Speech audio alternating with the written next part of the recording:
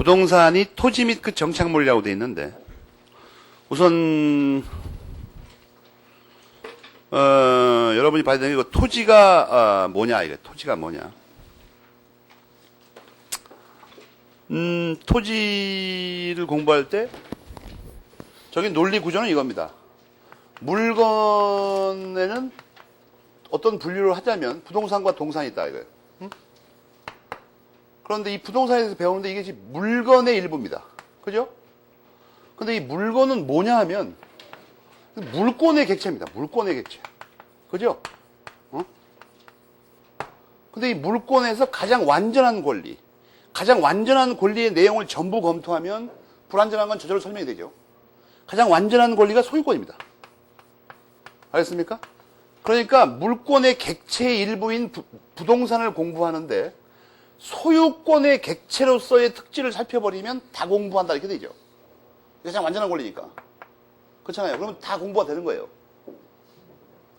그래가지고 이 부동산 중에 부동산의 또 일부가 토지예요. 그죠? 토지가 가장 중요한 거니까 부동산 중에서. 그러니까 이 토지가 뭔가를 알려면 이것이 소유권의 객체로서 어떻게 작용하는 걸 알면 다 아는 겁니다. 그렇다면 그래서 토지가 무엇인가, 어디까지인가 이걸 공부할 때 소유권에서 토지에 대해서 규정한 걸 살펴봅니다. 그래서 거기 두 번째 줄 깨알 글씨에 212조가 나와 있죠. 212조를 찾아보시면 소유권의 장에 들어가 있는 조문이죠.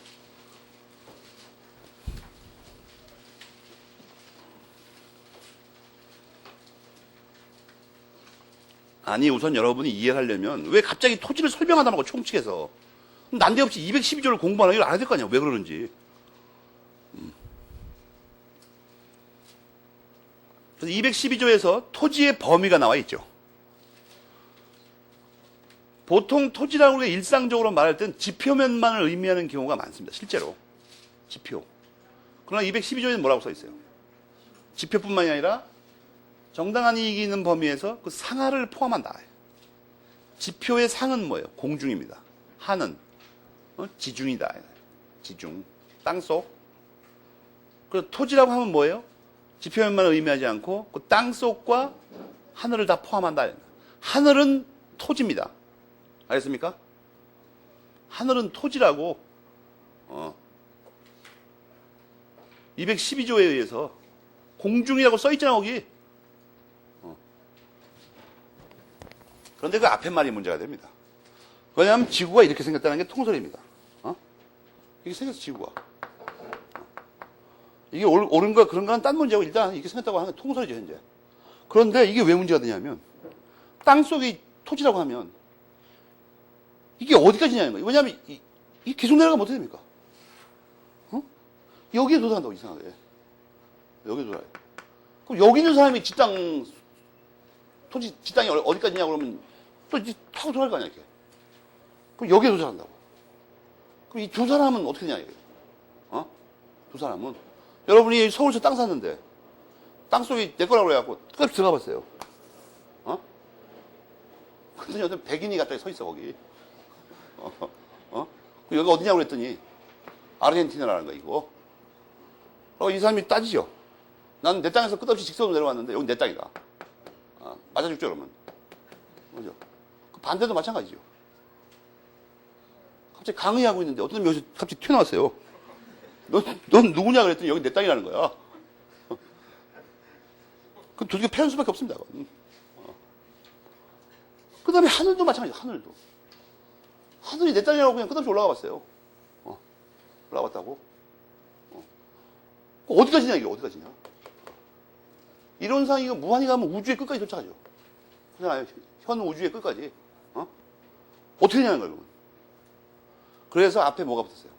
정당한 이익이 있는 범위 내에서. 알겠습니까? 정당한 이익. 정당한 이익이 근데 뭐예요? 초학자는 모르죠. 그것은 98조에 나와 있는 관리 가능한하고 정확하게 일치하는 말입니다. 알겠습니까? 관리 가능한.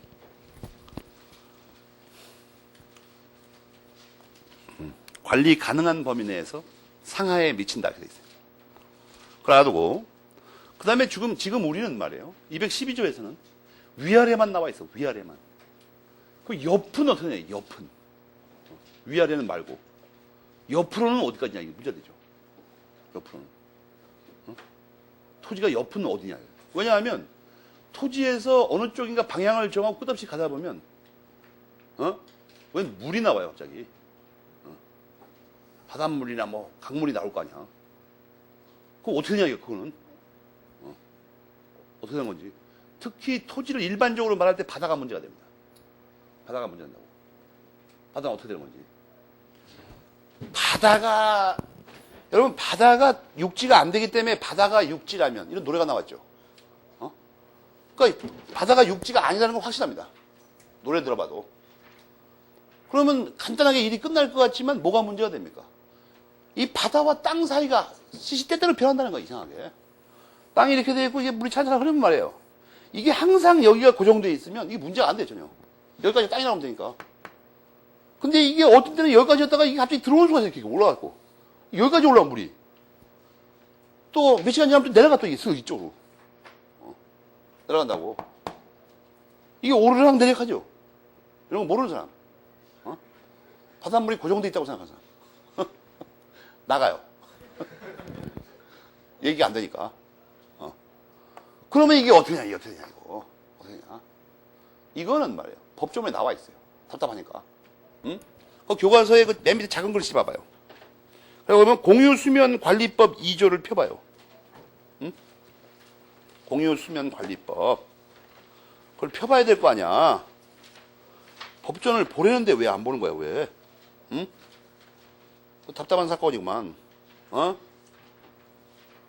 공유수면관리법.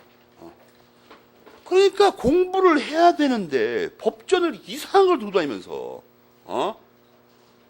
그래서 보충교재 196페이지에다 실어놨죠, 내가. 보충교재 196페이지에다가 거지 같은 법전을 들고 다니니까 전부. 그리고 자기가 집에서 좀 예습을 해봐야 될 거 아니야. 공유수면관리법 나오더라, 이거. 대법전에 있나? 없으면 어디 도서관에 가서 복사해갖고 와야 될 거 아니야. 도대체가 그걸 할 생각을 안 하니까 내가 어디 이 아까운 종이에다가, 이거 수입한 종이에, 이거. 응?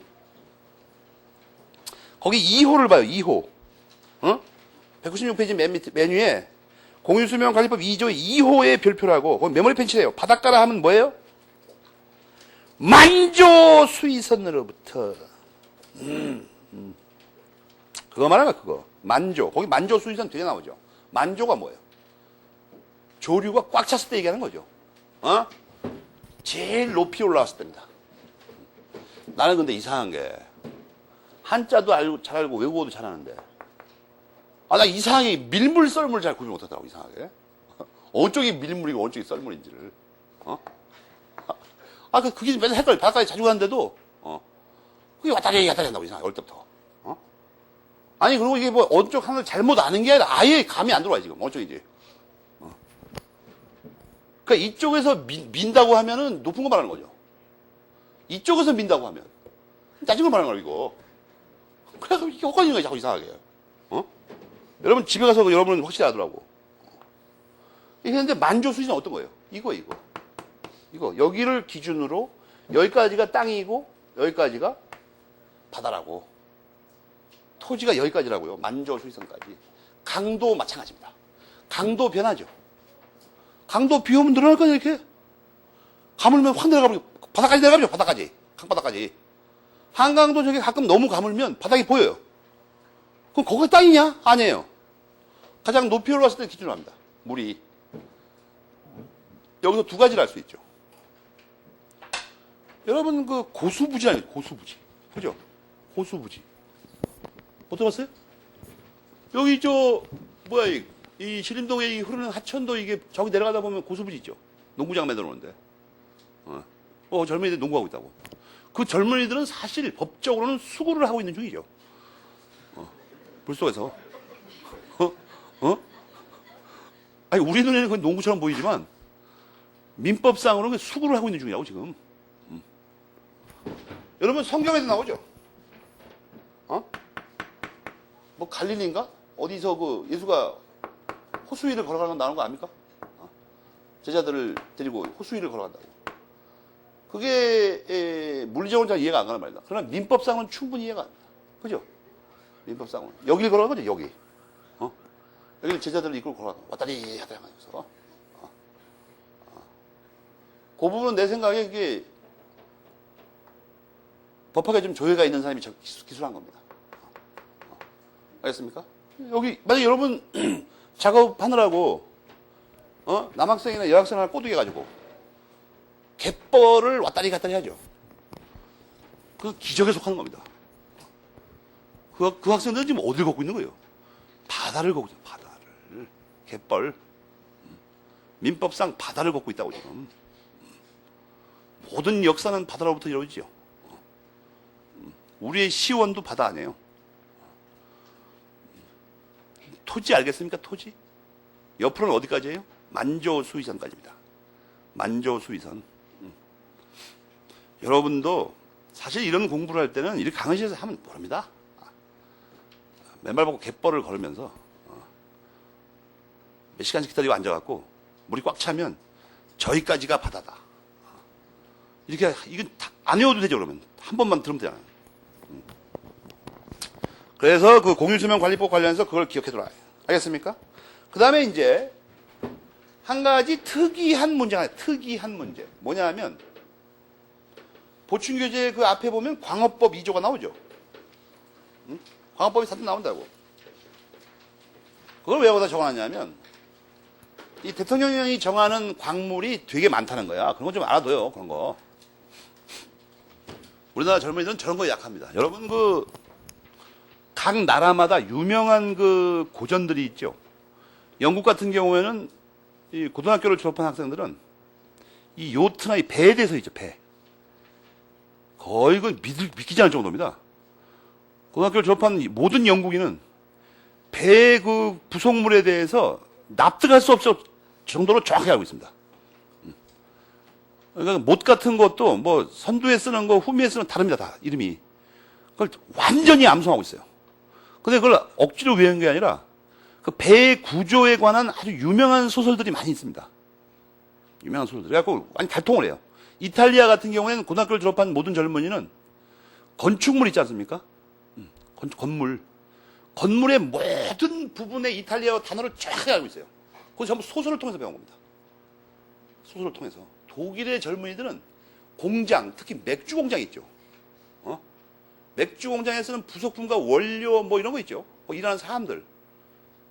그게 수천 개의 단어인데 정확하게 암송하고 있다고. 그것도 외운 게 아닙니다. 맥주 공장에 관련된 그 소설책들 몇 권 읽고 나면 달통을 해버려요. 그러니까 그런 추억이 없죠, 여러분. 독일의 젊은 꼬마들 보면은 전부 공통된 그 빨간 책입니다. 그 소설책을 들고 맥주 공장을 왔다리 갔다리 해요. 진짜 그 안에서. 가끔 뚜기가 맞습니다. 왜 방해 안 나고 그래갖고. 어릴 때니까 궁금하니까 지나가다가 이렇게 냄새가 좀 맛있어 보이면 앞뒤를 살핀 다음에 이렇게 한 구째 떠먹어 봅니다. 이렇게 쓱. 근데 그게 얼마나 유명하냐면 공장 지배인이 그걸 뻔히 알고 자기도 그랬으니까 어릴 때. 그래갖고 학생이 여기쯤 왔을 때 요걸 먹고 싶어 할 거다. 그걸 알고 있어요. 그걸 거기다가 딱 국자를 3개 걸어 놓습니다. 국자를 3개 딱 걸어 놔요. 뭐 떠먹기 좋게. 그리고 떠먹을 땐 절대 안 나타납니다. 떠먹고 그게 약간 알코올기도 있고 맛이 좋아요. 그게. 구수하고. 그리고 약간 음미하려고 할 무렵 그 정확한 타이밍에 그 사람이 막대기로 나타납니다. 왜 남의 걸 떠먹냐고. 그럼 학생은 화들짝 놀래가지고 잘못했다고 막 빌어요. 그럼 막 절대로 용서 안 할 것처럼 막 소리 지르다가 갑자기 딴 얘기를 하면서 쓱 넘어갑니다. 학생은 집에 가서 그걸 깊이 생각을 해요. 뭐 이상하니까. 금방 죽일 듯 했는데 이상하게 어영부영하고 넘어간다 이거예요. 그 소설책을 읽어봅니다. 계속. 거기도 그 말이 나와요. 대대로 그렇게 합니다. 이상하게. 그래서 거기서 많은 삶에 관한 지혜들을 배워요. 지혜를 배운다고. 배도 마찬가지입니다. 나도 그건 못 봤는데 배에 관한 소설책이 있다 보면 궁금할 거 아닙니까? 꼬마들이. 그러니까 막 요트니 뭐 괜히 남의 거 친구가 뭐 다섯 거 올라가서 찾아봅니다. 이게 그건가? 이러고. 그런데 일부러 그 학생들이 많이 오는 곳에는 학생들이 집어가기 좋은 물건 하나 놔둬요. 뭐 과자 같은 거나 쿠키 이런 걸 잘 놔둡니다. 맛있게 해갖고. 아주 배고플 무렵에 딱 먹도록. 그리고 옆에서 딱 째려보고 있다가 먹고 그 맛있음에 취해가지고 기분을 즐기려고 하는데 갑자기 나타납니다. 막대기 들고. 남의 걸 왜 먹냐고. 우리 젊은이가 불행한 게 바로 그겁니다. 그런 추억이 전혀 없다는 거예요. 없다 이거예요. 핸드폰에 목숨 걸려 그냥. 지나가서 보니까 막 양손으로 들고서는 앞도 안 보고 앞에 사람 다 비키라 이거예요. 나 바쁘니까. 반 죽여야 됩니다. 그런 것도.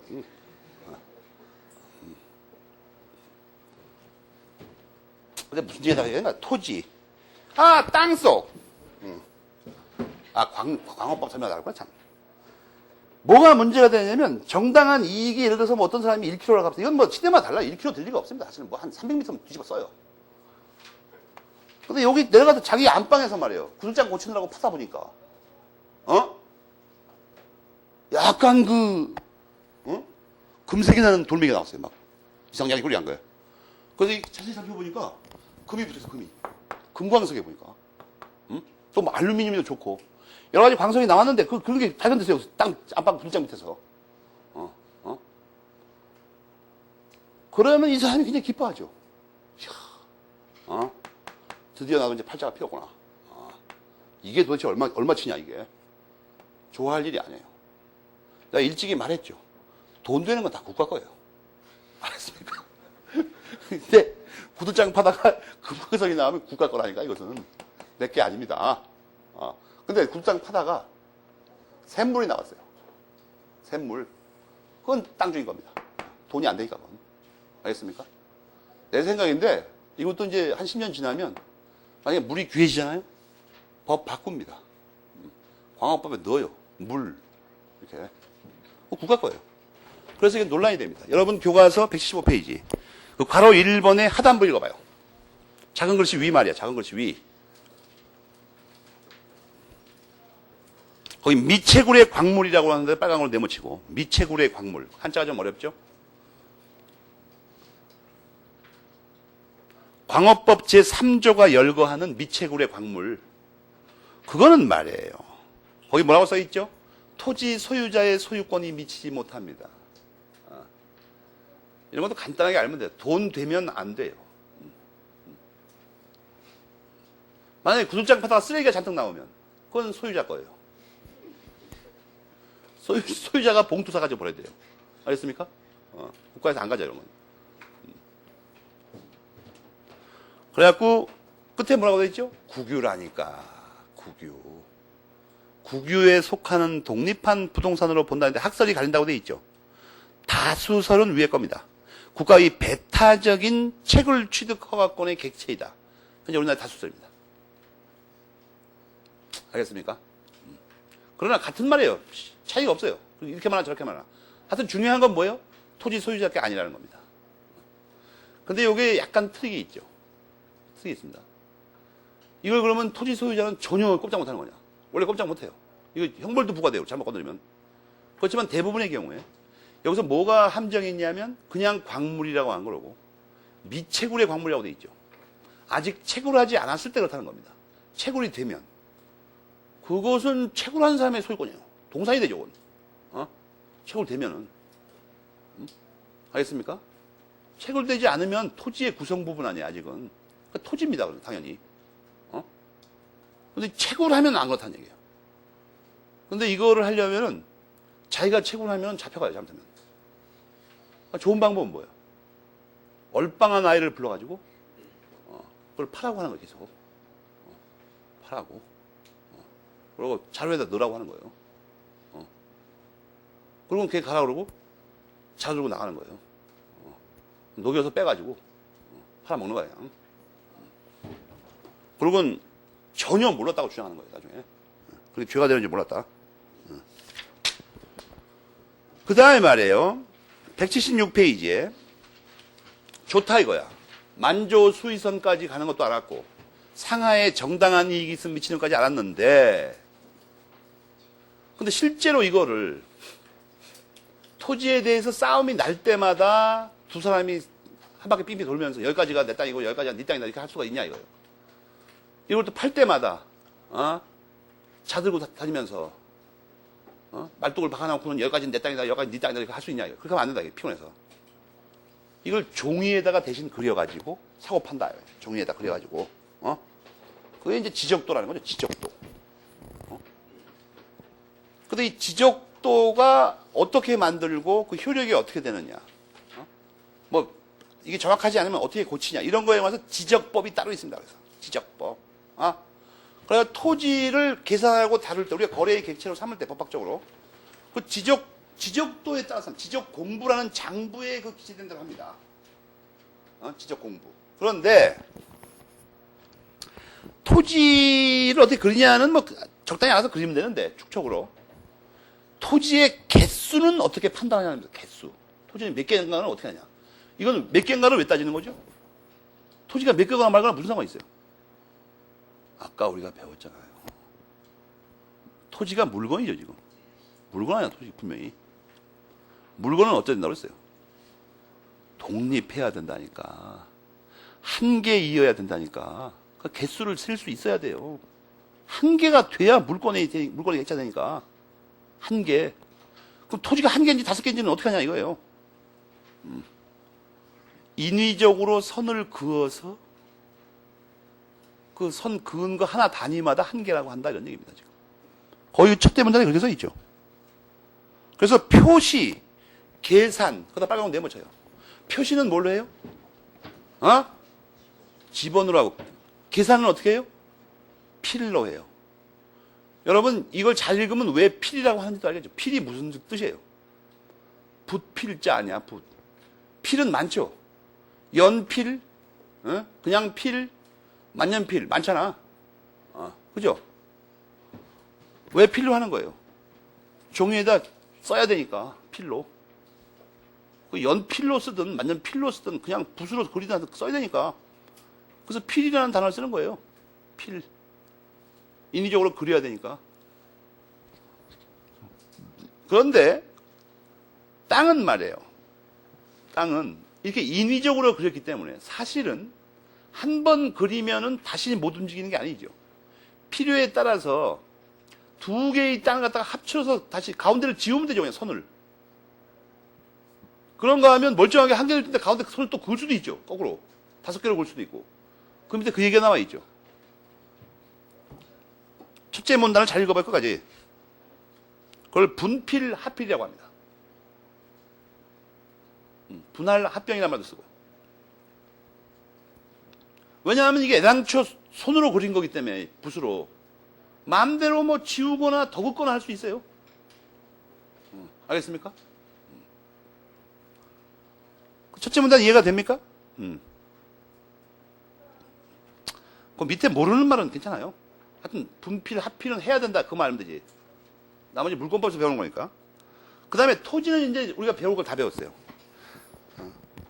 여러분 한 가지 조심할 건 분명히 말해요. 토지는 거기 뭐라고 써있냐 하면 지적 공부에 등록된 것마다 한 개라고 딱 써있어요. 알겠습니까? 이거는 왜 의미를 갖냐 하면 177페이지 첫째 줄 둘째 줄하고 대비해야 됩니다. 양쪽을. 건물은 안 그래요. 건물은 건축물 대장에 그린 대로 안 한다니까? 그건 사회 통념에 따라요. 그 토지는 지적 공부에 등록된 대로 합니다. 사회 통념에 안 따르고. 그 양쪽을 묶어서 대비해요. 연결시켜가지고. 토지의 한 개, 두 개는 어떻게 따져요? 지적 공부에 등록된 대로. 건물의 한 개, 두 개는 사회 통념에 따릅니다.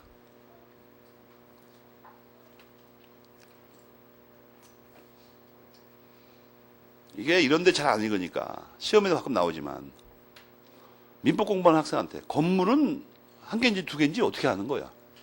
등기부 보면 알아요. 이런 사람이 있어요. 사기꾼들이죠. 이건 이설이 없어요, 현재 우리나라에. 그런 책이 없다고. 등기부 보면 건물이 몇 개인지 안다는 설이 없어요, 우리나라에 아예. 그냥 사회 통념에 따라 따르는 거예요. 그러면 여러분, 등기부에 건물이 두 동이라고 돼 있는데, 두 동. 보통 사람이 볼 때 세 동 같아요, 아무리 봐도. 그 건물이 몇 개예요? 세 동이에요. 알겠습니까? 등기부에 어떻게 됐든지 말든지 간에 건물의 개수는 사회 통념에 따른다고. 무조건. 그걸 대비해서 계획하면 토지의 정착물을 배웁니다. 토지의 정착물. 여기서 맨 처음에 말이에요. 우리가 확실히 알아야 되는 개념이 뭐예요? 정착이 도대체 뭐냐는 거야, 정착이. 그게 첫 줄에 나오잖아, 그게. 고정 부착을 줄임말이라고. 고정 부착. 이렇게 이걸 원리적으로 접근을 안 하고 말이에요. 어디였어? 이게 뭐 이해가 들었었는데? 거기 세 번째 줄 오른쪽부터 봐봐요. 판잣집, 가식의 수목, 기계 등 이런 거 있죠. 그건 건물이 아니라고 써 있어요. 근데 그 얘를 객관식 문제 보고 외우는 학생이 있어. 그럴 필요가 없어요. 그럴 필요가 없다고. 고정 부착되어 있는지를 보면 됩니다. 거꾸로. 고정 부착되어 있는지를. 알겠어요? 여러분 그 제1한강교는 고정 부착된 거예요? 날라리로 부착된 거예요? 그것도 사회 통념에 따릅니다. 함부로 쉽게 못 움직이죠. 제일 쉽게 말하면 힘센 사람이 옆에서 서가지고 밀어보면 됩니다. 밀어보면 돼요. 판잣집은 어떻게 됩니까? 밀면 넘어가요. 그러니까 민법도 이게 체력이 강해야 됩니다. 책 보고 판잣집 옆에서 밀어봤는데 전혀 움직이지 않으면 부동산이라고 건물이라고 우길 거 아니야 이거. 힘이 세야 돼 좀. 그 다음에 가식의 수목은 또 뭐예요? 가짜로 심어놓은 수목이라니까? 그건 여러분이 어디서 볼 수 있냐면, 마당에 정원수 사올 때 보면은, 저 시골에 어디 산에 놀러 갔다가 남해 산에서 멋진 소나무를 발견했어요. 그걸 돈 주고 사다가 이제 집에서 심어 샀어요. 그거 옮길 때 어떻게 합니까? 뿌리 부분을 보호하기 위해서 잘 넓게 파가지고 가만히 뚫뚫 묶어 물 뿌려가지고 차에다 싣고 오죠. 근데 너무 멀면 오다가 그걸 잠깐 세워야 되죠. 근데 공중에다 세워놓으면 큰일 나요, 이걸. 땅을 파고 잠깐 묻어놓죠. 가짜로 잠깐 심어놓는다고. 거기다 심으려고 그러는 게 아니고. 그걸 가식의 수목이라고 그래요. 잠깐 일시적으로 심어놓은 거. 가식의 수목은 이게 가짜로 심어놓은 거기 때문에 밀면 확 넘어가 버리죠. 뽑히고. 그거 말하는 거예요. 고정적으로 부착이 안 돼 있는 거죠. 그 다음에 막 엄청난 못과 시멘트로 처리해가지고 세우는 기기가 아니고, 왔다 갔다 움직이는 기계 있어요. 그건 당연히 고정 부착된 게 아니죠. 그 말이에요. 근데 그 위에 또 고정 부착된 얘들도 들고 있죠. 그 핵심은 뭐예요? 고정 부착됐냐 이거예요. 고정 부착됐냐. 고정 부착을 한 글자씩 빼가지고 정착이라고 한 거예요. 알겠습니까? 여러분 이와 비슷한 말을 어디서 봤어요? 앞에 물건의 정의에서 봤잖아. 비인격성에서 인체에 고착돼 있었다고 했죠. 그것도 고정 부착을 줄임말입니다. 근데 이제 이 정착물에는 뭐가 있냐? 제일 중요한 게 건물입니다. 건물. 거기 나오듯이. 그런데 말이에요. 이게 우리 민법을 입법할 당시에도 이게 논란이 있었어요. 그러니까 우리는 해방된 게 아닙니다. 전 세계에 건물을 갖다가 독립한 부동산으로 하는 나라가 두 나라밖에 없어요. 일본하고 우리나라. 알겠습니까?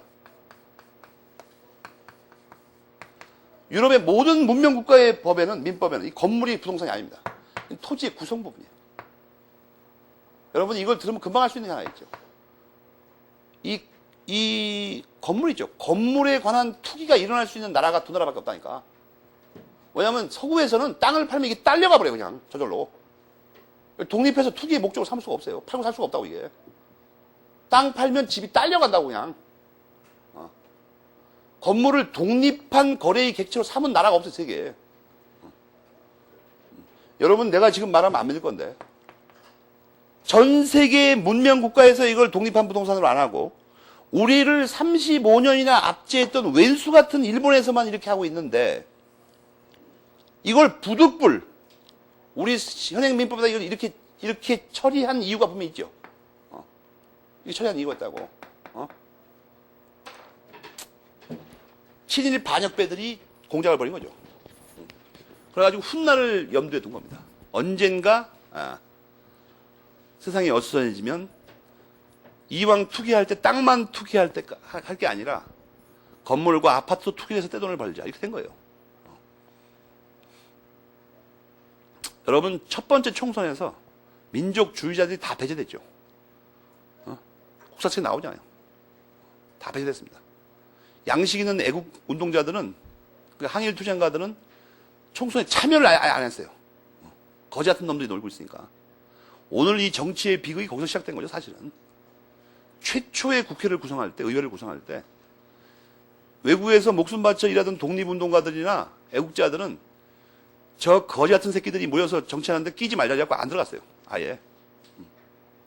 까마귀 노는 곳에 백로야 가지 말자고 그래갖고. 그러니까 나쁜 놈들끼리 싸움을 하고 나쁜 놈들만 의원이 된 거예요. 그런 놈들은 모든 짓을 다 했죠, 거의. 오늘날 우리 국가의 기반이 되는 모든 제도를 그때 다 완성했습니다. 부정과 비리의 온상이 되는 것들을. 그 중에 하나가 이겁니다, 바로. 교과서에 써있죠. 응? 교과서에 안 써있어 또? 빼버렸어? 응? 그건 무시해 답답한 사건인데 이거? 기껏 말해놨더니? 물건 받아서 안 나오면 여기서 빼버리고? 5페이지 있어? 그 짜증나는 사건인데? 175페이지 로마자 1번을 읽어봐요.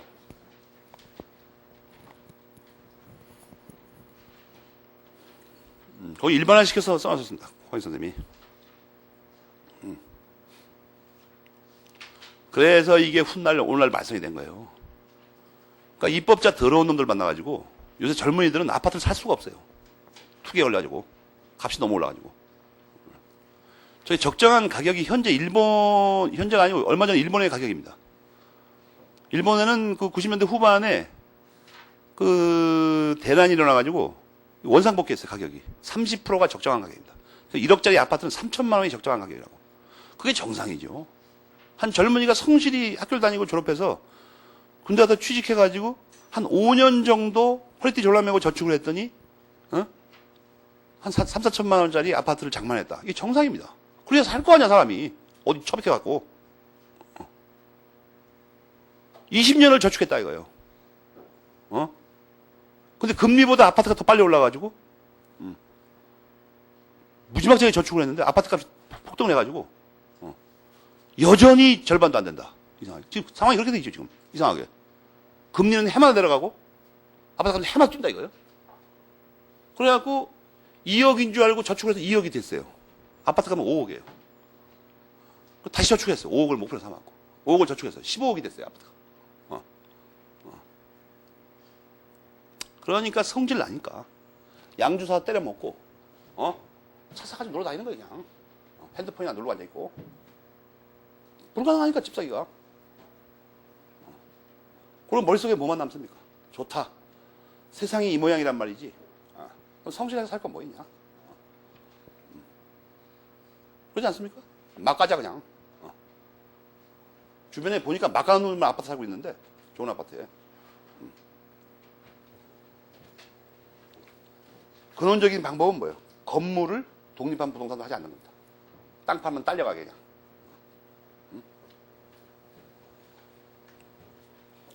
하여튼 그래가지고 이게 독립한 부동산이라고. 그런데 건물도 역시 그 세 번째 줄에 보면 건축물 대장에 등록됩니다. 그리고 등기부가 따로 있어요.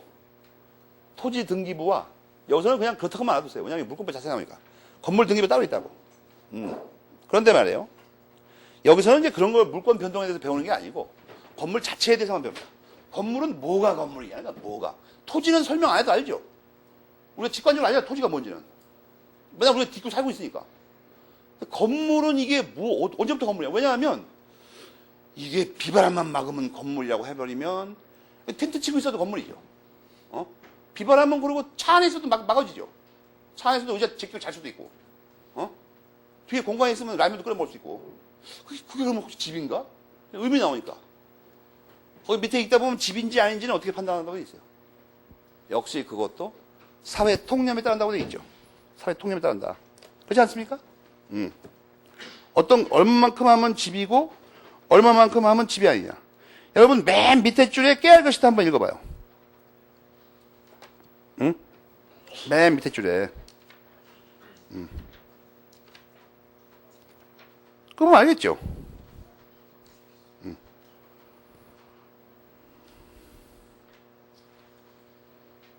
여러분이 그 보충규제 199페이지에 정저기함은 밑에 그 각주의 판례를 읽어봐요. 63번.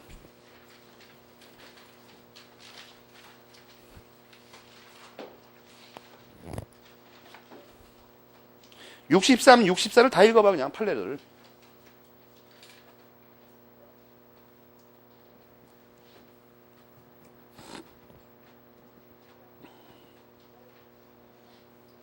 그럼 건물이라면 어떻게 돼요? 기둥, 지붕, 주벽입니다. 알겠습니까? 기둥, 지붕, 주벽. 응? 그러면 그 63페이지 두 번째 있는 판례 있죠? 그건 뭐 때문에 건물이 안 된다는 거예요? 어? 주벽이 없다는 건 주벽. 기둥, 주벽, 천장. 그걸 혹시 하잖아요. 응? 아, 천장이 아니라 지금 주벽. 기둥, 지붕, 주벽. 그걸 외워요. 기둥, 지붕, 주벽. 어디 빨간 걸 똥을 쳐가지고 판례에다가. 세 개가 핵심이니까.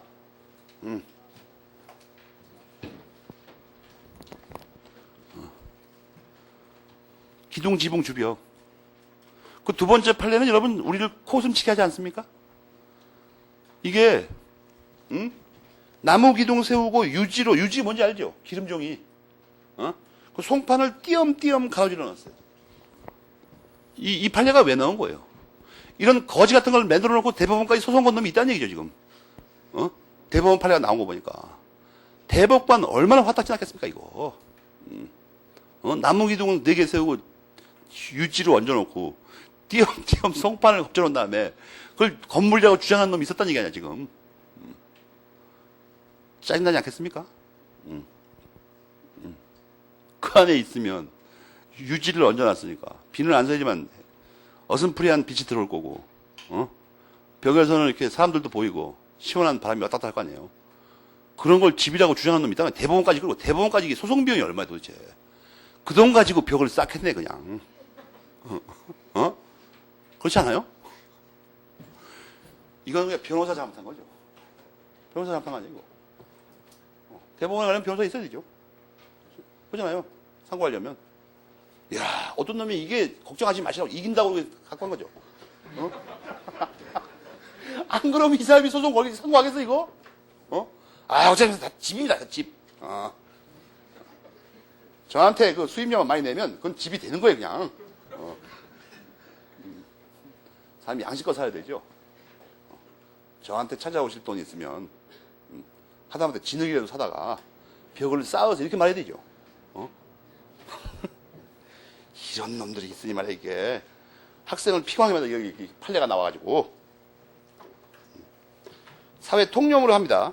그 다음에 177페이지 작은 글씨에서는 작은 글씨 맨 밑에 그 꼬마 1, 2, 3이 있죠. 거기를 붉은 걸로 박스 쳐요. 그 정도는 상식적으로 알고 있어야 되죠. 근데 명색이 법학을 배우는 학생인데 아파트, 연립주택, 다세대 주택을 구별하지 못하는 학생이 있어요. 짜증나게 시리. 정말 짜증나요. 맨 먼저 층수로 구별하죠. 맨 먼저. 그죠?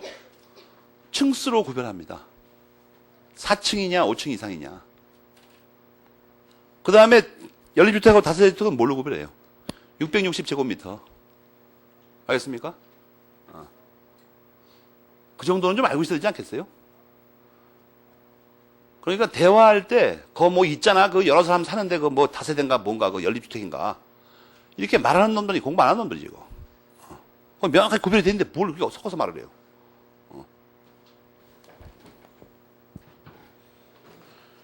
가장 초라한 게 뭡니까?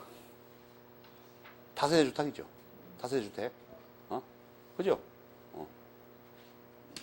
다세대 주택을 통칭 뭘로 비하해서 말합니까? 모릅니까? 가장 초라한 거냐, 이게 지금. 이게 다 붙어가지고 약간 몰라서 하는 거지, 이거. 다세대. 몰라요? 모르면 모르는 게 좋습니다. 좋지 않은 말이니까. 그 밑에 건 안 봐도 돼요. 물권법에서 보면 되니까. 그 다음에 아까 그 건물 말고 20개 집단이 있다고 했죠. 여기서는 조심할 게 뭐냐면, 제목이 20개 집단인데, 20개 집단. 그러면 제일 먼저 떠오르는 의문이 그겁니다. 집단 말고 하나하나의 수목은 어떻게 되는 건가? 하나하나의 수목은. 집단 말고.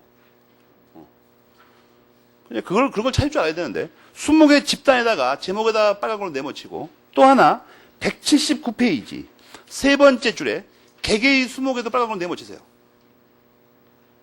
위에서 세 번째 줄에. 그래, 그걸 대비를 정확하게 해야 될 거 아니야. 하나하나 나무는 어떻게 되는 거고, 뭉탱이 나무는 어떻게 되는 건지. 애매 까리한 지식을 갖지 말고. 그래갖고 쫙 보니까 말이에요. 쫙 보니까. 전체가 하나의 그 법률 규정에 의해서 인정되는 게 좋다고 하신 거 보니까 같이 취급한다는 얘기죠. 결론적으로. 가만히 보니까. 뭐 다른 것도 아니고. 그걸 먼저 알아야 되죠. 그래서 수목에 대해서는 두 가지 방법이 있습니다. 그 178비 첫째 문단을 보면 관습법상의 공시 방법이 있고, 관습법상의 공시 방법. 임목에 관한 법률이 정하는 공시 방법이 있어요. 알겠습니까? 그 임목에 관한 법률을 줄여서 임목법이라고 합니다. 임목법. 임목이라는 게 서 있는 나무 말하는 거예요. 쓰러진 나무 말고. 그래가지고 원래는 어떻게 되냐면 나무가 토지의 구성 부분이죠. 그죠? 원래는 토지의 일부 아니에요, 그냥. 그런데 임목법상의 등기를 하거나 관습법상의 명인방법이라는 공시방법을 갖추면은 이 독립한 부동산이 된다는 거예요, 이게. 알겠습니까? 그래서 이때쯤 말해줄 게 하나 있는데, 우리가 지금 뭘 공부하고 앉았냐면, 이걸 왜 이렇게 세밀하게 공부하고 있냐면, 눈앞에 딱 보이는 범위 안에 지금 부동산이 몇 개 있냐를 알려고 그러는 거예요, 지금. 몇 개 있냐. 알겠습니까? 정확하게. 지금 이 모든 설명이 일몰일권주의에서 나온 거예요, 지금. 이 필요한 설명이. 그래갖고, 우리가 이제 어떤 그 시험 문제를 풀기 위해서 또는 뭐 거래를 하기 위해서 공간적인 범위를 찰칵 한정했어요. 이만큼이에요. 우리가 바라봐야 되는 데가. 이만큼 파줘야 돼. 근데 여기 보니까 땅이 이렇게 있어요. 여기 나무가 세 그루 있어요. 응? 이렇게 나무가 세 그루 있다고. 여기 금광석 한 뭉태기가 있어요. 또 여기 샘물이 올라와요, 이렇게. 이렇게 샘물이 나오고 있다고. 뜨거운 물에도 상관없어요. 찬물, 뜨거운 물 다 돼요, 우리나라에서는. 근데 여기 뭐 다리가, 다리. 긴, 여기 이렇게 뭐 하천이 흘러간다고 합시다. 다리가 있어요, 이렇게. 여기 또 집이 한 채 있어. 그렇다고. 뭐 하여튼 눈에 보이는 거 다 해요. 그리고 여기 새가 한 마리 날아가요. 새는 잘 그릴 수가 없는데? 새 한 마리 날아가고 있어, 이렇게. 구름이 떠 있어, 여기.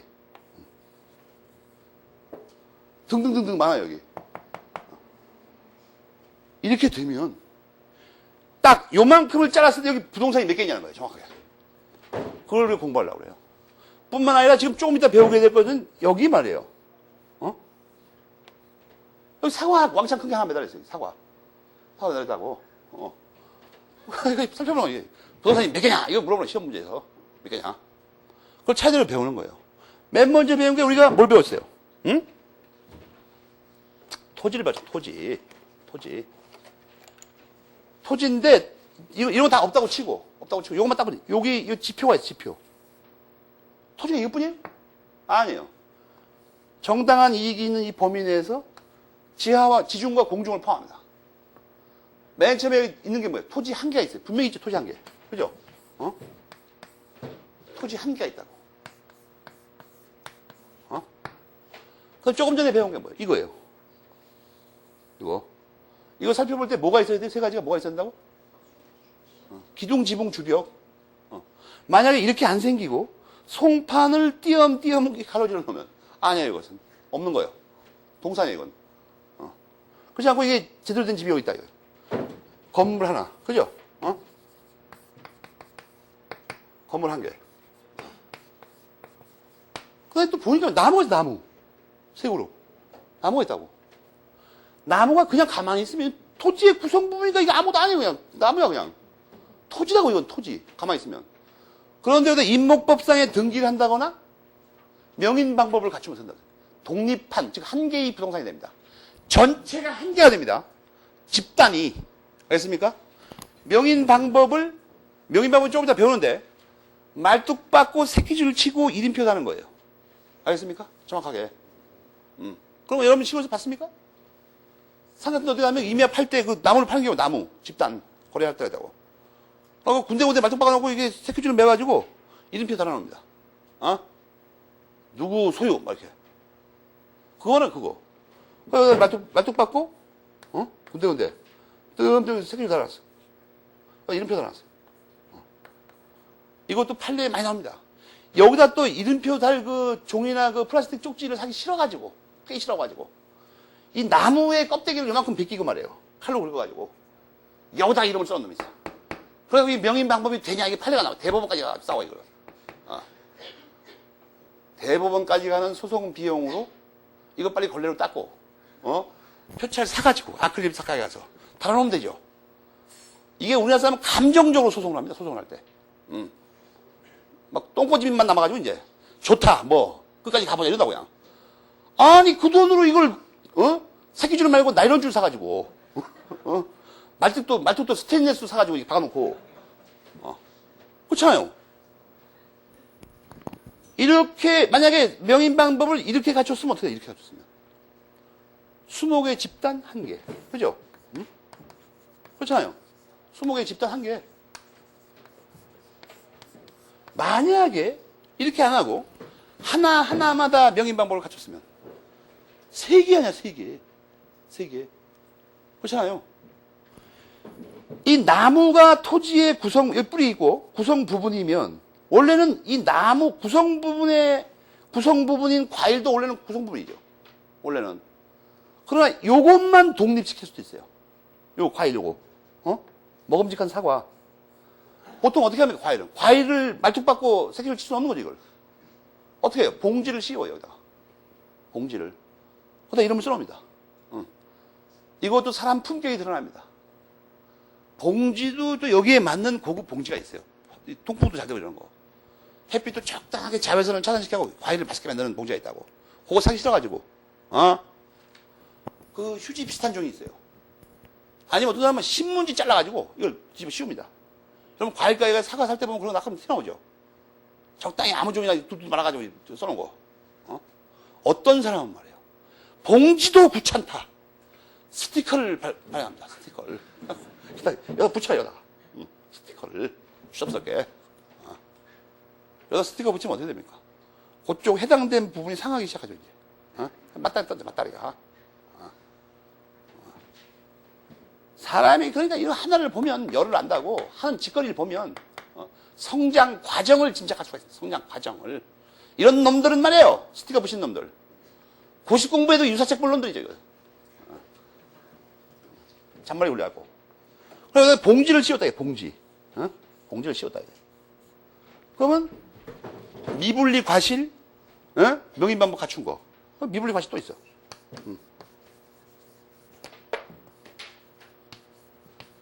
알겠습니까? 교량은 아까 뭐라고 그랬어요? 교량이 토지 구성 부분이다, 이거. 정착물인데. 독립한 부동산이 아니고. 이건 뭐라고 그랬어요? 다수소에 따르더라도 국가의 배타적인 취득허가권의 객체라고, 이게. 채굴 취득허가권의 객체. 이것은 뭐예요? 국가 소유의 부동산이 또 하나 있어. 광물.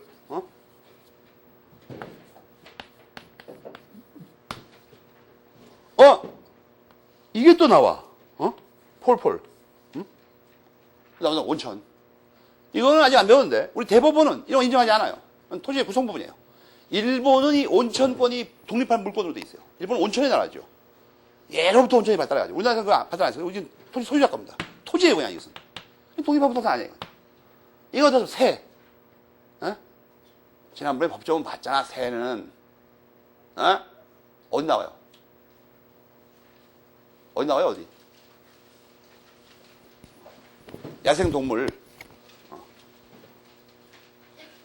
새는 먼저 찾아온 놈이 임자라니까. 저 근데 부동산이 아니에요, 저것은. 어떤 경우에도. 구름은 뭐예요? 구름은 물건도 아니죠. 왜? 관리 가능성이 없으니까. 가끔 구름을 물건이라고 주장하는 놈들 나타나죠. 아라비안 나이트에. 이리 와! 그럼 이거 온다고, 구름이. 그럼 관리 가능한 거죠. 어제 동양소설도 나오죠. 구름을 타고 등장했다. 민법에서 그런 놈들 안 다뤄요. 마술사 이런 놈들. 보통 우리 같은 사람만 다룬다고. 이거 물건 아니야. 물건 아니야, 이거. 여기 부동산이 몇 개 있어요. 그래서, 결론적으로. 여러분이 하나둘도 못 셉니까? 하나, 둘, 셋, 넷, 다섯 개 있어요.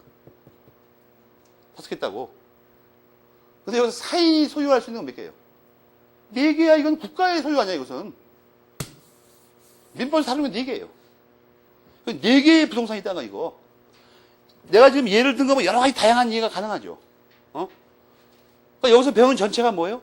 몇 개의 부동산인가를 우리가 알려고 하는 거예요. 몇 개. 부동산이 몇 개냐, 너 정확하게. 그거 알아서 뭐 하려고요? 부동산의 개수가 정해지면 어떤 일이 생깁니까?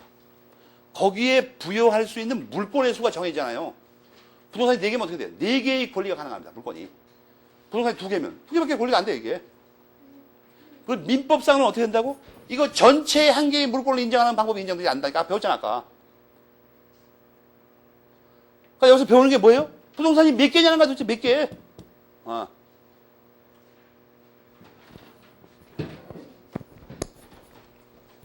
한 가지 조심할 건, 그 밑에 여러분이 읽으면 아는데. 이건 물권법에 써놓은 뺐나 보다. 이 임목법이 말이에요. 예전에는 대통령령이 정하는 특정한 수목에 대해서만 인정해서 이거 폐지해버렸어, 그 부분을. 삭제해버렸다고. 그래서 모든 수목에 대해서 가능합니다. 모든 수목. 알겠습니까? 임목법상의 등기가. 그 다음에 179페이지 작은 글씨에 명인방법을 읽어봐요. 179페이지. 명인방법이 뭘까? 세 가지가 뭐예요? 말뚝, 새끼줄, 명찰. 어떤 학생은 또 나이론줄은 안 됩니까? 돼요. 새끼줄이 되는데 나이론줄이 왜 안 되겠어?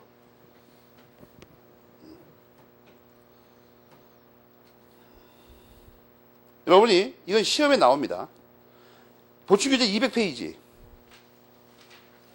그 동그라미 6번 있죠? 동그라미 6번, 동그라미 7번. 빠른 속도로 읽어봐요.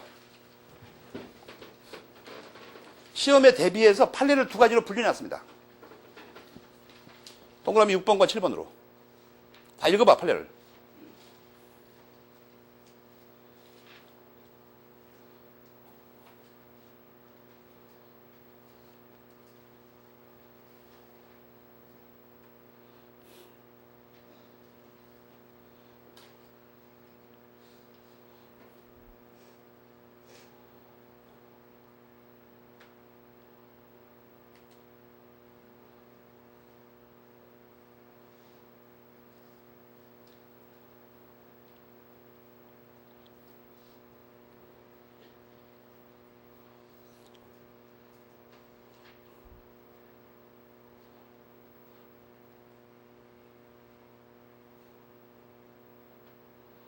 그 다음에 왼쪽 편이 동그라미 5번에 명인이란 말이 어디서 나왔는지 이거 써놨죠?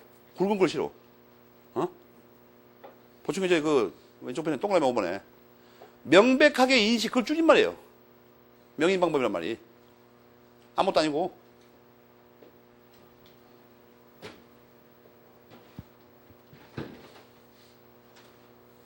조심할 건 뭐냐면, 이건 다 물건 보면서 자세히 하니까 그런데,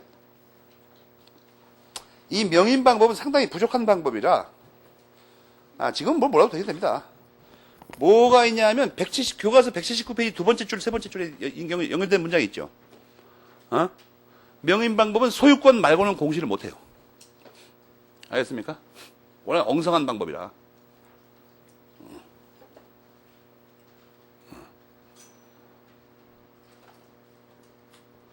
그걸 확실히 해놓고, 미분리 과실도 똑같습니다. 미분리 과실도 똑같습니다. 빠른 속도로 읽어봐요. 하나의 논점이 뭐죠? 미분리 과실, 여러분, 교과서를 읽고, 그 미분리 과실에서 논점이 뭐 같아요? 동산이냐, 부동산이냐입니다. 미분리 과실, 명인 방법 갖추면 동산이냐, 부동산이냐. 곽인 선생님은 동산이라 한다고 그랬는데, 소설입니다. 보충교재 201페이지, 보충 201페이지에 그 동그라미 2번을 보라고.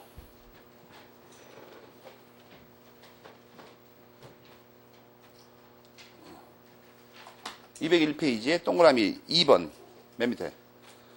어? 거기 논 것까지 자세히 찾아놨죠 내가?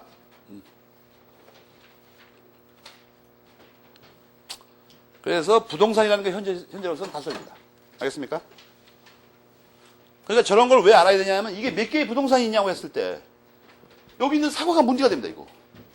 이 곽윤식 선생님처럼 동산으로 보면 이게 이 부동산 개수가 줄어들잖아. 그렇잖아요. 곽윤식 선생님처럼 소설처럼 보면 다수설에 의하면 부동산이 늘어나 이거. 그러니까 중요한 문제 이게. 중요한 문제라고. 조심할 게 미분리 과실만 그렇다는 겁니다. 여기 매달려 있을 때만 이걸 똑 따면 그건 동산이에요. 그냥 누가 봐도 미분리 분리하지 않았을 때 그렇다는 거예요. 따면은 안 돼. 분리하면. 그 다음에 농작물이 나오는데 이 농작물은 특수합니다. 이 농작물은 말이에요.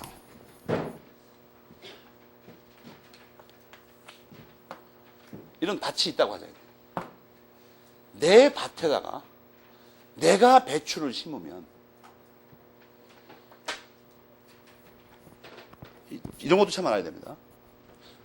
그 전에 여러분이 그 중고등학교 때라도 이미 배웠어야 되는 것 중에 하나가 뭐냐면 농작물이 뭐냐는 거예요. 정확하게. 농작물이 뭘까? 그러니까 이게 법학이 왜 어렵냐면 법학이 어려운 게 아니라 앞에 거를 안 한다는 거야. 이상하게. 뭐 이상하게 한국 사람인데 한국 학생인데 한국의 뭐 대학생이라고 자꾸 주장하는데 농작물이 뭐냐고 물어보면 모른다는 거야. 이상하게. 그게 이상하지 않습니까 여러분? 어떻게 된 사람이? 아니 어떻게 된 사람이 제 나라에 농작물이 뭐냐고 물어보는데 모른다는 게 그게 뭐예요 그게 도대체가?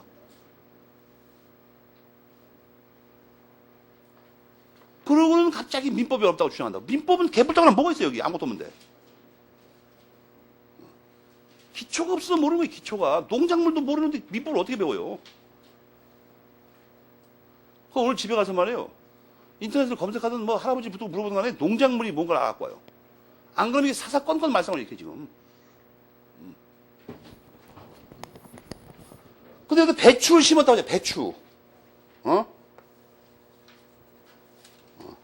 아니 배추를 그럴 때마다 이 김병종과 누가 생각나요? 쫙 배추 심었어요. 근데 여가 내 밭이다. 내가 종묘사 가서 씻어갖고 뿌렸다. 내가 맨날 손본다. 그럼 민법은 관여하지 않아요. 전혀 관심이 없다고 이런 거에 대해서. 먼저 그걸 정확히 알아야 됩니다. 이 문제는 내 밭에다가 내가 배추 씨 뿌려가지고 심어먹는 걸 지금 다루려는 게 아니에요. 이건 뭐가 문제냐면 남의 밭에다가 내 씨를 뿌리면 어떻게 되냐. 남의 밭에다가. 알겠습니까? 이건 통상 언제나 문제가 됩니다. 인간의 적용에도 똑같은 말이죠. 유추 대비해도. 자기 마누라하고 섹스하고 있으면 민법은 전혀 관여하지 않아요. 하든지 말든지. 근데 남의 마누라하고 섹스하면 당장 문제가 되네. 민법도 관여해 당장. 어떻게 되는 건지 이게. 민법만 관여하지 않고 형법도 관여하지 이상하게. 요새 형법학자들이 할 일이 없으니까 지 마누라하고 섹스하는 것도 관여하려고 합니다. 요새 형법책에 이거 나오죠. 자기 마누라하고 강제로 섹스하면 이게 강간이 되냐? 이거 따져봐 이거. 이거 어디서 나온 거예요? 미국에서 나온 거죠. 독일하고 미국에서. 서양 거 배워봅니다. 자꾸 할 일 없으니까 뭐 새로운 거 나와야 되니까. 새로운 거 찾지 말고 있는 거나 똑바로 알자는 게 내 주장입니다. 근데 하여튼 이 남의 밭에다가 배추 심으면 이게 어떻게 되냐는 거예요. 이걸 다룹니다, 이거. 그럼 원래는 어떻게 하게 되냐를 먼저 알아야 됩니다. 원래 땅에다 배추 심으면 어떻게 되는 건가? 배추 심으면 배추의 구성부분입니다, 구성부. 토지에. 구성부분이에요, 원래는. 그리고 남의 밭에다 배추 심어도 이게 부합이 돼가지고 당연히 땅 주인 겁니다. 말할 것도 없이. 당연히 땅 주인 거라, 원래. 법리상. 학설은 그래서 그렇게 주장합니다. 학설은. 아니 법리상 땅에다가 배추 심으면 땅이지 그게 뭐냐 이거예요. 그거는 뭐냐면 이게 미분리해야 됩니다. 배추를 이렇게 뽑으면 어떻게 됩니까? 여러분 표정 보니까 배추 꼬리가 맛있다는 것만 떠올리는 것 같아요. 보니까 되게 맛있죠? 고소하고. 그것도 비료만 왕창 주고 맛다리가 없어요. 배추꼬리가 언제 제일 맛있습니까? 모릅니까?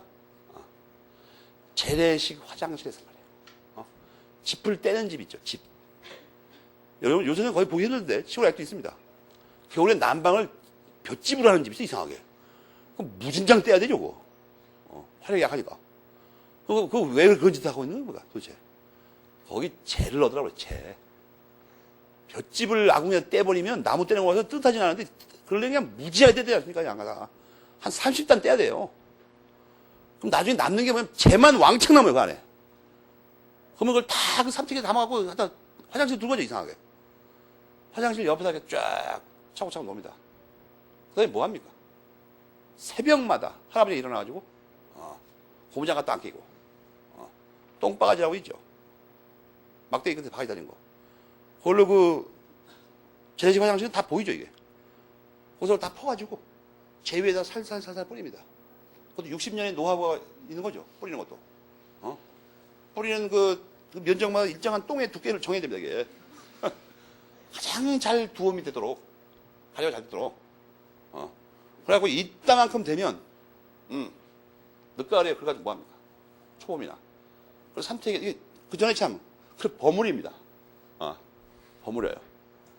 내가 옛날에 어릴 때 우리 외갓집이 여기 경기도 강남, 지금은 강남 지역입니다. 거기 갔는데, 우리 할아버지들이 새벽에 내가 이상하게 어느 날 배가 아파서인가 일찍 일어났는데, 전부 화장실에 몰려 앉아가지고 이상하게. 뭘 이렇게 주물러 이상하게. 또 뭐 하나 가봤더니, 재하고 똥하고 이렇게 섞는 겁니다. 그것도 60년의 노하우가 있어요. 나중에 생각해보니까. 일정한 손끝에 힘을 줘야 이게 적당히 이게 섞이죠. 그렇지 않습니까? 그걸 그래갖고 두엄. 그걸 뿌립니다. 그걸 뿌린 밭에서 키운 배추 있죠. 그건 죽여요. 죽인다고. 특히 그 배추 속 가운데 있는 거 있죠. 아주 작은 거, 노란 거. 그 배추 꼬리. 그것은 아무나 주는 게 아닙니다. 그 집안에 꼬마들 있죠. 꼬마들 해줍니다. 손자들.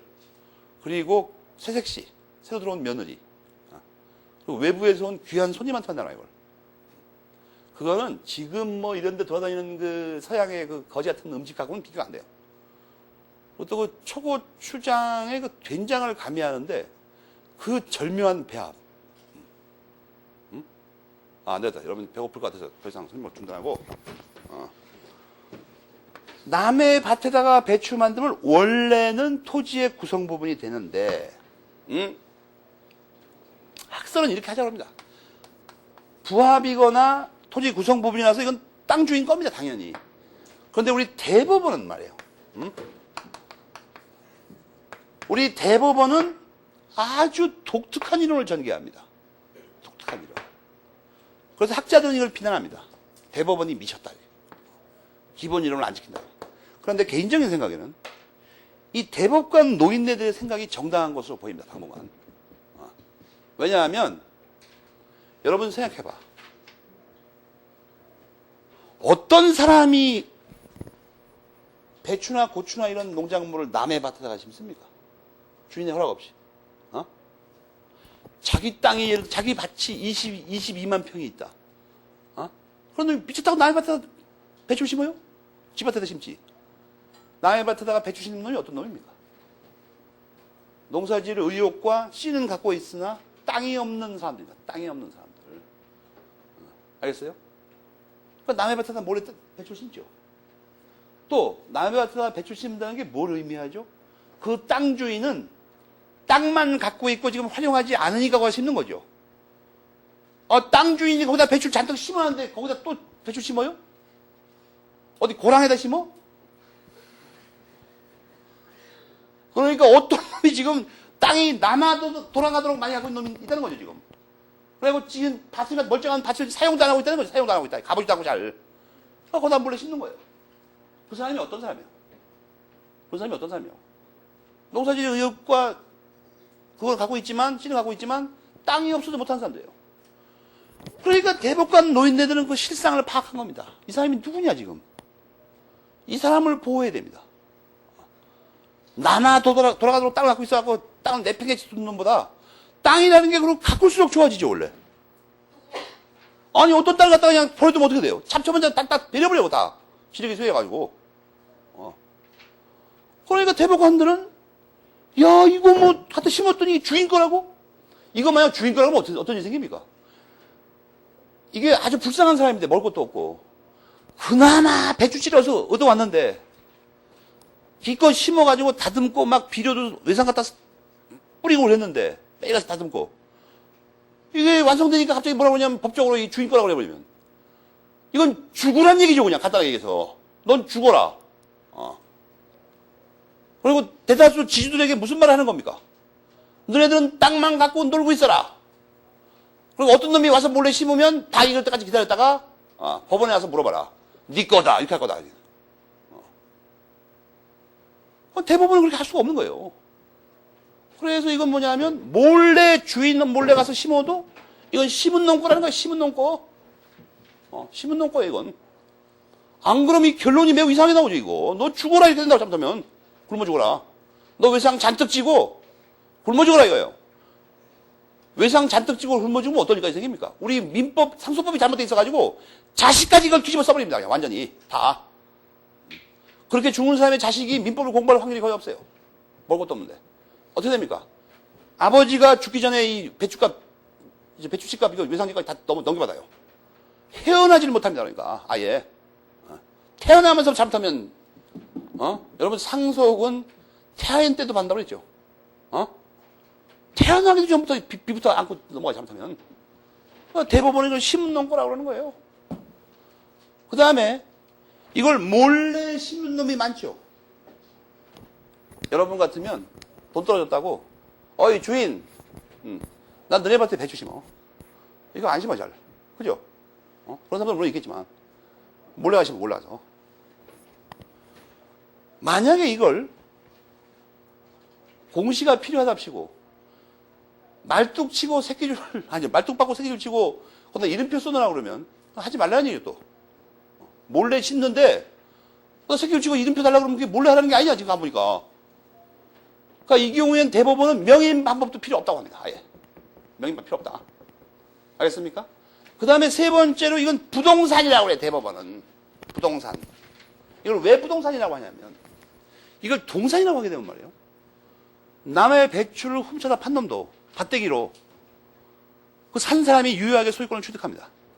즉 무슨 말이냐면 선의 취득을 인정할 염려가 있으니까 아예 부동산이라고 해버리고 원천적으로 차단해버렸습니다. 우리 민법상으로는 선의 취득이 동산에만 인정됩니다. 249조 읽어봐요.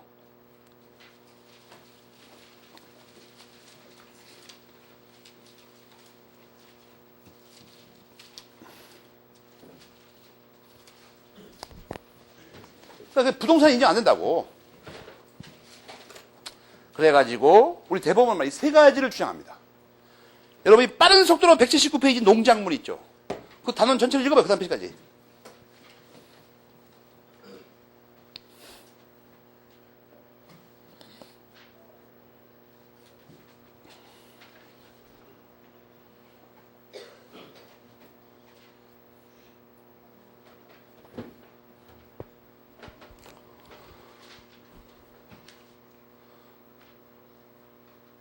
곽윤희 선생님의 깊은 뜻은 이해하고 있지만, 그러나 거기다 배추 심은 사람도 보호해야 됩니다.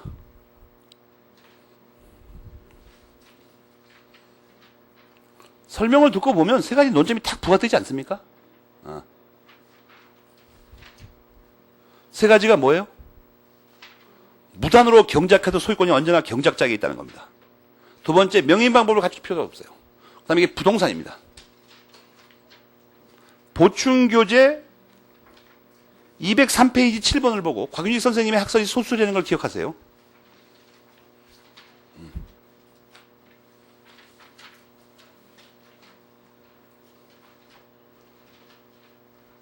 (203페이지에) 그 동그라미 7번을 보고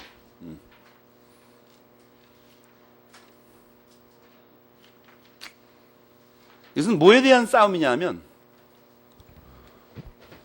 민법학의 법리가 기초 원리가 더 중요하냐, 현실적인 우리의 삶이 더 중요하냐의 문제입니다.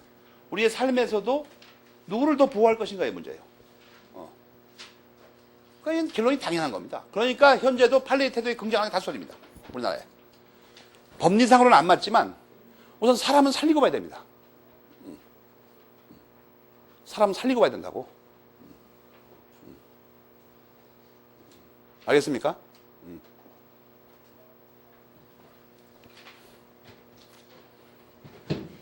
거기가 농작물까지다. 그 다음에 동산인데, 동산. 180페이지에. 동산은 뭐 법조문에 써있듯이 부동산 빼고 나머지 다 동산이에요. 그런데, 논점은 그 로마자 2번입니다. 특수한 동산, 금전에 대해서 배우는 거예요. 금전. 특수한 동산. 알겠습니까? 특수한 동산. 금전의 특성에 대한 건데, 이건 나중에 이제 배우겠지만, 이 핵심 논점은 채권법에서 배우는 금전 채권의 특색하고의 구별입니다, 원래. 금전 채권하고는, 채권의 특색하고, 금전의 특색하고 헛갈리면 큰일 납니다. 응? 딴 거니까, 이게. 그래서 금전의 특색, 여기서는 이제 금전 채권을 못 배우니까, 금전의 특색만 우선 여러분이 알아야 되는데, 그 교과서를 보면은, 맨 처음에 금전이 뭔가에 대해서 나오죠. 금전이 뭐라고 써있어요? 한마디로 얘기해서. 응? 뭐야, 금전이? 응? 제일 중요한 거 두 번째 나오는 가치 측정 기준이다. 이겁니다.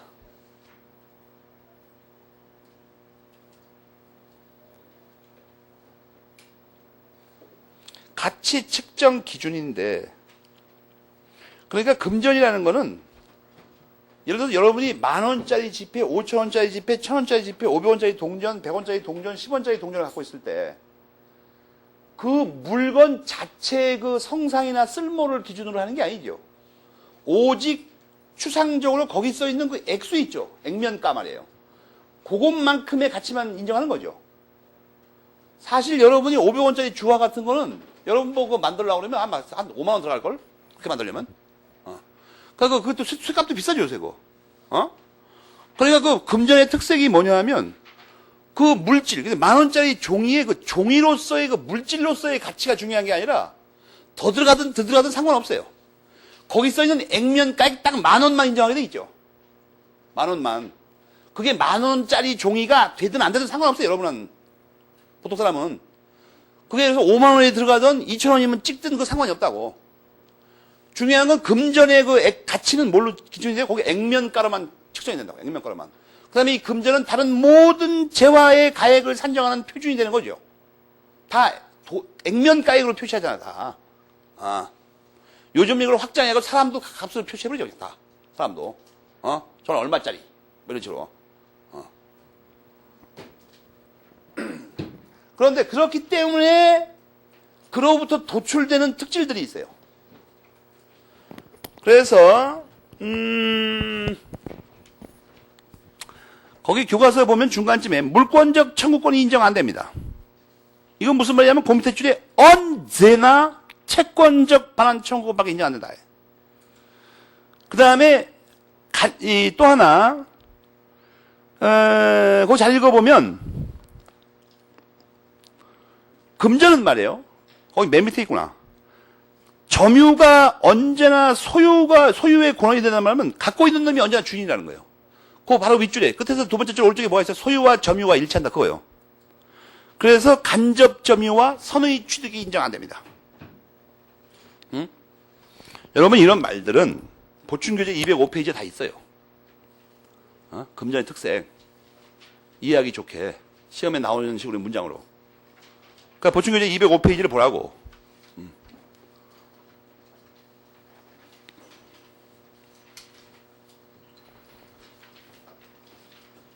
지나치게 자세히 하는데 여기서 알 만큼만 알면 됩니다. 동그라미 5번은 금전채권의 특질을 요약하는 거죠. 그거 대비해서 정확히 알고 있다. 금전의 특색. 그 다음에 교과서에서는 그 학생들이 양을 줄이라고 해서 빼버렸는데 시험에 뭐가 나오냐면 보충교재 204페이지 그 무기명 채권에 대해서 나옵니다. 자꾸. 무기명 채권. 그 예를 기억하세요. 여러분이 무기명 채권 항상 사용하죠. 거의. 거기 보면은 상품권, 지하철 승차권, 극장 입장권, 무기명 국채 이런 거 말하는 거예요. 알겠습니까? 그러니까 공부하는 사람은 너 목욕탕 입장권 샀냐? 이렇게 안 물어봐요. 너 무기명 채권을 준비하고 있냐? 영화표를 말할 때 영화표. 그죠? 입장권, 뭐, 통행권 이런 거 있죠. 근데 보통 우리 유식한 사람들은 무기명 채권이라고 합니다. 무기명 채권을 준비하자. 그러면 이제 돈놀이 하는 사람은 우리가 무기명 국채를 갖고 일한다고. 자기 보고 팔라고 그래, 또 이상하게. 이 무기명 채권은 말이에요. 동그라미 3번이 중요합니다. 동상이 아니에요. 알겠습니까? 이것은 채권에 불과합니다. 그냥. 동상이 아니고. 이 동그라미 1번에 있잖아. 채권을 말한다고. 그리고 3번에는 동상이 아니라고 써놨고. 그거 자꾸 객관식 지문이 나오죠. 무기명 채권은 이것도 왜 그러냐 하면 금전과 마찬가지로 여러분이 극장 입장권을 사면 그 극장 입장권 요만한 종이에 대한 가치를 사는 게 아니죠. 그거 물질하고는 아무 상관이 없어요, 여러분. 그거 자체는 사실 극장 입장권은 이게 인쇄비만 뺀다면 그 종이 자체는 뭐 한 5원쯤밖에 안 나가는 거죠, 종이값 그거. 그러니까 여러분은 그 물질에 대해서 관심이 있는 게 아니라 거기 표시되어 있는 액면의 그 가치에 대해서 관심이 있다고, 여러분은.